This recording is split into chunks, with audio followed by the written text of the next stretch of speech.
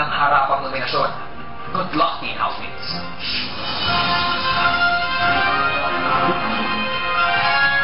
Face-to-face nomination? Yeah.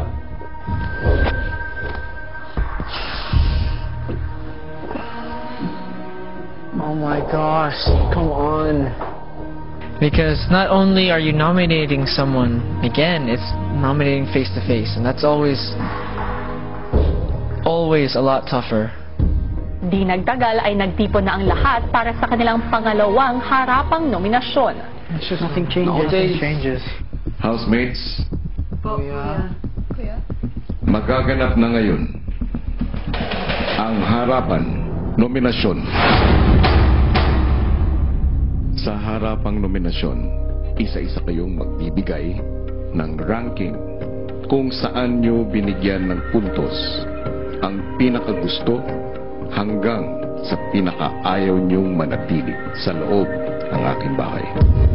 Para sa harapang nominasyon, isa-isang bibigyan ng puntos o ranking ang bawat housemate. Simula sa 1 point para sa pinakagusto nilang manatili sa loob ng bahay hanggang sa 5 points para sa pinakaayaw nilang manatili. Lalagyan nila ng bilang ng bola ang box ng bawat housemate na may katumbas na puntos. Ngayon, ang tanong, sino ang gustong mag-umpisa?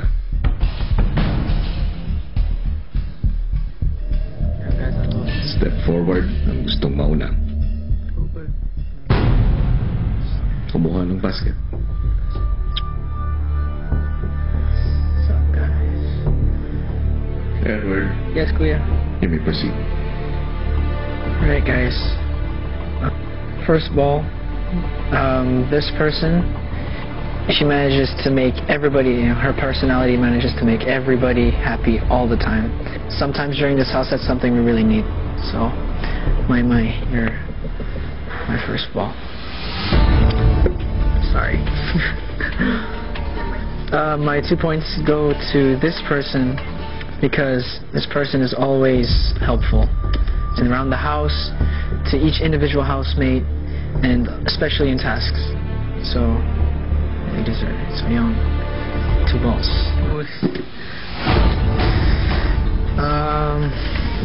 3 balls go to someone who I've actually recently become more close to.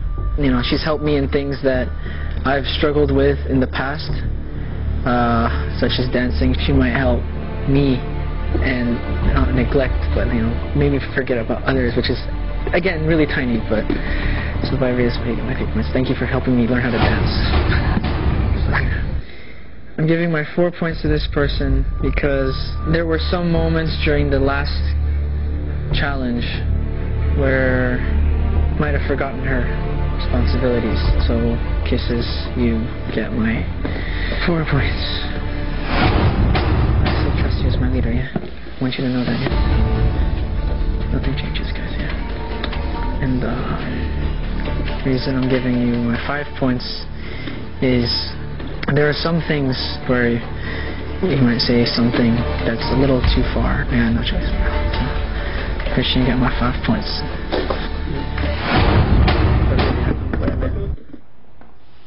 Sino ang susunod? Kumuha ng basket at tumarap sa housemates.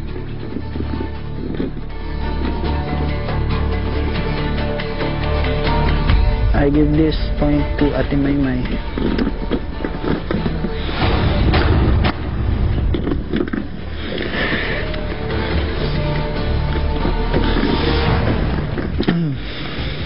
Two balls. Kisses.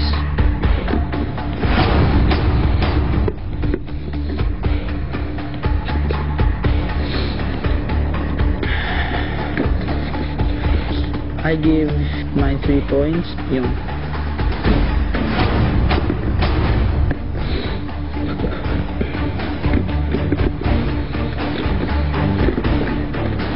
I give him or her my 4 points because yung at times has his or her own world vibrate.